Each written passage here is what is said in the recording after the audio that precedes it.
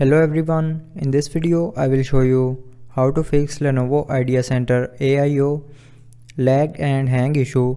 So before starting the video, don't forget to subscribe the channel and also press the bell icon. So to fix this issue, follow every step as I am showing you in this video.